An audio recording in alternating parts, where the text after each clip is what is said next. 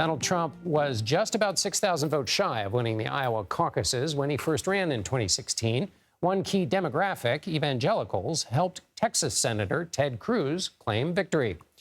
Now Trump is back in the Hawkeye state. He made multiple stops Thursday, including a meeting with Iowa faith leaders.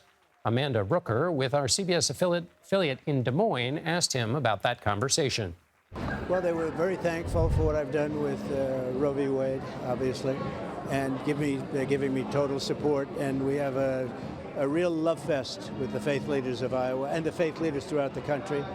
And a lot of good things are happening. But we have to protect religion. We have to have religious liberty. You know, it's two words that are not being used very much anymore.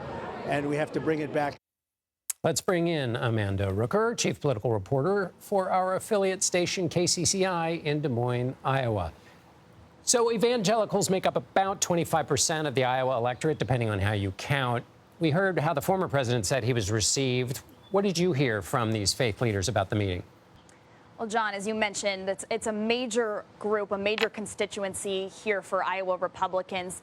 What I saw today when Trump walked into this church here in Des Moines, he was welcomed with open arms. There was cheering, there was a standing ovation of applause, and he had lunch with dozens of faith leaders, local faith leaders here. It's been a constituency that has supported him, has come alongside him when he was the Republican nominee, and has given him a lot of support. Of course, that was a private meeting, so we don't know all of the words that were discussed there, but you heard Trump characterize that conversation as a positive one. I do want to note, though, I just talked with a faith leader. I just heard from a very influential one here in Des Moines, Bob Vanderplaat, who is very influential with social conservatives, who says faith leaders are keeping an open mind, that 2024 is not 2020 or 2016, and that faith leaders should keep their options open. Something interesting to note, some of those faith leaders that were at Trump's meeting today were also seen at Trump's rival, Ron DeSantis' campaign kickoff in Clive. So it seems to be they are exploring their options for 2024 in that field, John. And as I recall, Bob was not a supporter of Trump's in 2016.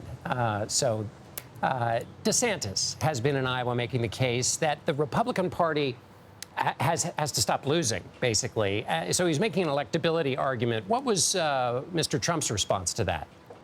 Yeah, DeSantis had this electability argument, and today Trump made a similar electability argument. I asked him, what separates you from Ron DeSantis? And what he told me was that if you look at national polls, Donald Trump right now has a double-digit lead above Ron DeSantis. Yesterday, Donald Trump was heard on a local radio station calling his rivalry with Ron DeSantis a war. But in my interview today, he said that Ron DeSantis would not be governor without his endorsement, really kind of downplaying Ron DeSantis' role as a Republican candidate for president. And Donald Trump's argument is that the national polling is showing him ahead of Ron DeSantis, that he's a candidate that can take on Biden. So both of them, from different angles, are making this argument that they are the Republican who will be able to lead this country out against Biden's leadership for the past 4 years. And they're both kind of making an electability argument there. And finally, Amanda, President Trump is obviously the first former president to be charged with a crime, and he's also under investigation for his handling of classified documents. CBS reporting yesterday that there is audio recordings of him talking about those documents. What was his response about those legal issues?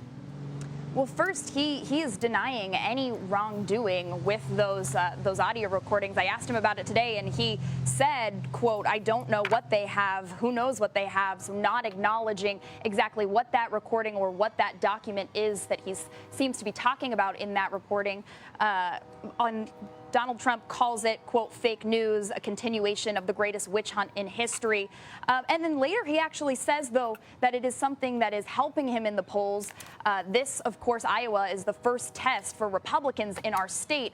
So it remains to be seen how Iowans will vet Donald Trump and other Republican candidates and whether these legal matters matter to Iowans. But to Trump, he's clearly interpreting as something that will help him in his quest for the Republican nomination, although he continues to downplay this, continues to deny any wrongdoing, and again, continued to call it fake news as this investigation continues. John. Amanda Rooker, chief political correspondent for KCCI in Des Moines, Iowa. Thank you.